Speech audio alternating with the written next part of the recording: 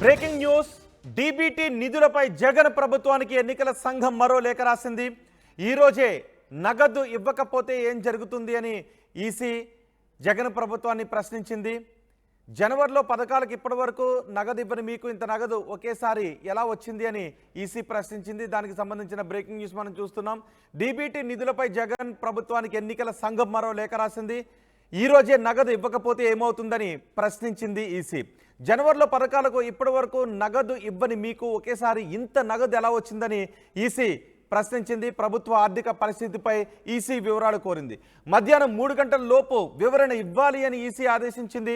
ఎన్నికల కోడ్ నేపథ్యంలో సంక్షేమ పథకాల నిధులు లబ్ధిదారులకు వేయొద్దని ఇప్పటికే ఈసీ ఆదేశాలు జారీ చేసింది. ఈసీ ఆదేశాలపై హైకోర్టుకు వెళ్లడంతో ఇవాళ ఒక్కరోజు నగదు పంపిణీకి అనుమతినిచ్చింది కోర్టు. హైకోర్టు తీర్పుతో మళ్ళీ ఈసీ అనుమతి కోరింది జగన్ ప్రభుత్వం.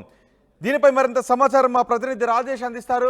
రాజేష్, ఇవాళ ఒక్కరోజు నగదు పంపిణీకి కోర్టు అనుమతినివ్వడంతో హైకోర్టు తీర్పుతో ఈసీ అనుమతి కోసం మళ్ళీ జగన్ ప్రభుత్వం ప్రయత్నిస్తోంది. ఈసీ అనుమతి ఇచ్చే అవకాశం ఉందా?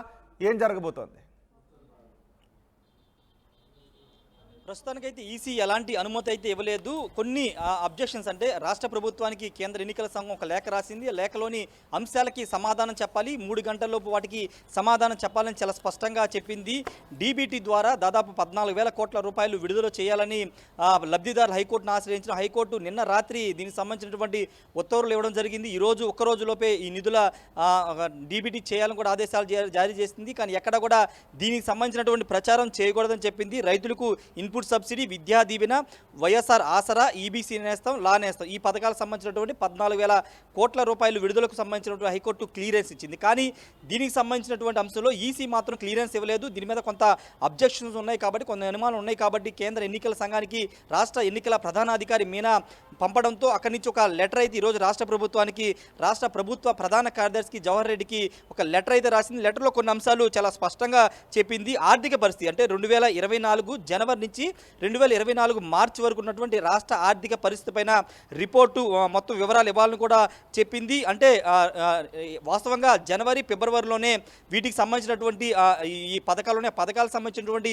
షెడ్యూల్ డేట్లు ఇచ్చారు, అనౌన్స్మెంట్ కూడా ఇచ్చారు. ఎప్పుడు ఇస్తామని ఒక డేట్ కూడా రాష్ట్ర ప్రభుత్వం ఇచ్చింది. కానీ అప్పుడు చేయకోకుండా ఇప్పుడు ఎందుకు మార్పులు చేర్పులు చేసి ఇప్పుడు ఎందుకు రిలీజ్ చేయాలనుకున్నారని దానిపైన కూడా వివరణ ఇవ్వాలని చెప్పింది. అంతేకాదు బెనిఫిషియరీ సంబంధించినటువంటి అంశంలో చాలా కీలకమైన కొన్ని అంశాలు పెట్టడం జరిగింది. What will be the impact on beneficiaries in case disbursement is not done today అంటే ఈరోజు లబ్ధిదారులకి ఈ డబ్బులు జమ చేయకపోతే వచ్చే నష్టం ఏంటి అనే ఒక క్వశ్చన్ కూడా చాలా స్పష్టంగా వేసింది. వాటితో పాటు ఈ డబ్బులన్నీ కూడా, ఈ నిధులన్నీ కూడా కావాలనే ఆపారా? ఇప్పటి వరకు కావాలని స్కీమ్స్కి సంబంధించినటువంటి నిధులు జమ చేయకోకుండా ఎన్నికల ముందు విడుదల చేయాలని ఏమన్నా ప్రీ ప్లాన్గా ఇది నిధులన్నీ ఆపారా అనే కోణంలో కూడా ప్రశ్నించడం జరిగింది. కోడ్ అమల్లోకి వస్తుందని తెలిసి కూడా మార్చి ఏప్రిల్లో కోడ్ అనేది వస్తుంది, ఎన్నికలు జరుగుతాయని తెలిసి కూడా ఇప్పటివరకు ఎందుకు మీరు విడుదల చేయలేదని కూడా చాలా స్పష్టంగా అయితే పేర్కొనడం జరిగింది. అంతేకాదు ఆంధ్రప్రదేశ్ హైకోర్టుకి ఈ అంశానికి సంబంధించినటువంటి లబ్ధిదారుల సంఖ్యను ముందుగానే చెప్పారా లేదనే అంశాన్ని కూడా చాలా స్పష్టంగా మెన్షన్ చేయడం జరిగింది. అంతేకాదు కొన్ని అంశాలను కూడా ఇక్కడ చాలా స్పష్టంగా చెప్పడం జరిగింది. what will be impact on beneficiaries in case of disbursement not done today? Many weeks have been passed since announcement of found transfer without actually affecting the transfers while fulfilling, knowing that MCC will be in the force of month April, May. What is the urgency now just before the pole day? ఇక్కడ చాలా కీలకమైన అంశం. పోలికి ఒక 2 రోజుల ముందు ఎందుకు ఇంత urgency అని కూడా చాలా స్పష్టంగా కేంద్ర ఎన్నికల సంఘం అయితే రాష్ట్ర ప్రభుత్వాన్ని ప్రశ్నించింది. ఈ అంశాలన్నింటి ప్రశ్నలన్నిటికీ సమాధానం పంపాలని కూడా చెప్పింది. ఇప్పుడు రాష్ట్ర ప్రభుత్వం 3 గంటల్లోపు వీటికి సంబంధించినటువంటి వివరణతో కూడినటువంటి లేఖ కేంద్ర ఎన్నికల సంఘానికి పంపిస్తే అక్కడి నుంచి కేంద్ర ఎన్నికల సంఘాన్ని దాన్ని చూసిన తర్వాత, మానిటర్ చేసిన తర్వాత రాష్ట్ర ప్రభుత్వానికి ఒక క్లియరెన్స్ ఇచ్చే అవకాశం ఉంది. కోర్టు అనుమతినిచ్చింది, మళ్ళీ ఈసీ అనుమతి ఇవ్వకపోతే పంపిణీ ఆగిపోయే అవకాశం ఉంటుందా? ఖచ్చితంగా ఈసీ కూడా అనుమతిని ఇవ్వాలా కోర్టు అనుమతినిచ్చిన నేపథ్యంలో? అంటే ఇక చాలా స్పష్టంగా కేంద్ర ఎన్నికల సంఘం అడిగిన ప్రశ్నలు చూస్తే కనుక ఎందుకు ఇప్పుడు కావాలనే ఉద్దేశపూర్వకంగానే ఎన్నికల ముందు అంటే పోలింగ్ డేట్కి ముందుగే ఈ నిధులు పంపిణీ ఎందుకు చేయాలనుకుంటున్నారని అడిగిన దాన్ని మనం చూసాం. లెటర్లో కూడా చాలా స్పష్టంగా చెప్పారు. కాబట్టి ఇది దీని వెనకాల ఏదైనా కాన్స్పిరసీ ఉందనే కోణంలో కూడా కేంద్ర ఎన్నికల సంఘం భావిస్తుంది. అంటే జనవరి, ఫిబ్రవరి, మార్చిలో ఇచ్చిన డేట్లు అక్కడ వేయకోకుండా అప్పుడు నిధులు వేయకోకుండా వాటిని అలా హోల్డ్లో పెట్టి ఇప్పుడు ఎన్నికల ముందు ఎన్నికల 2 రోజుల ముందు అర్జెన్సీ చాలా ఎమర్జెన్సీ ఖచ్చితంగా విడుదల చేయాలని ఎందుకు కోరుతున్నారు కూడా ఈ అంశాలన్నీ రాలేదా? ఈసీ ఆ విషయాన్ని కోర్టు ముందు చెప్పలేదా?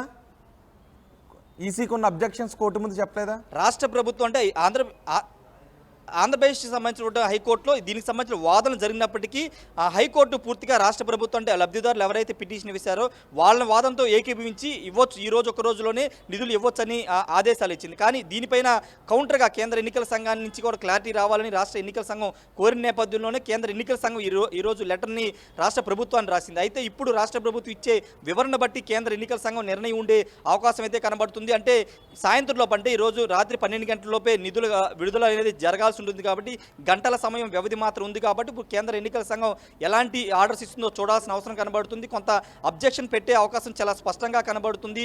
ఓటర్లని ప్రభావితం చేసే విధంగానే ఇప్పుడు కావాలనే ఎమర్జెన్సీగా అప్పుడు 3 నెలల పాటు హోల్డ్లో పెట్టి ఇప్పుడు నిధులు విడుదల చేయడం ఒక కాన్స్పిరసీ ఉందనేది కేంద్ర ఎన్నికల సంఘం భావిస్తుంది. కాబట్టి ఇన్ని ప్రశ్నలు లేవనెత్తిందనేది ప్రధానంగా వినిపిస్తున్న మాట. మరోవైపు వైసీపీ చాలా స్పష్టంగా చెప్తుంది, గతంలో ఎన్నికల కోడ్ వచ్చిన తర్వాత కూడా పసుపు కుంకుమ లాంటి పథకాల్ని రాష్ట్ర ప్రభుత్వం ఇచ్చినప్పుడు అక్కడ ఎందుకు అబ్జెక్షన్ పెట్టలేదు, ఇప్పుడు ఎందుకు అబ్జెక్షన్ పెడుతున్నారని కూడా వైసీపీ విమర్శలు ఎక్కువ పెడుతుంది. అయితే ఇప్పుడు కేంద్ర ఎన్నికల సంఘం ఎలాంటి డైరెక్షన్ ఇస్తుందో చూడాల్సిన అవసరం ఉంది.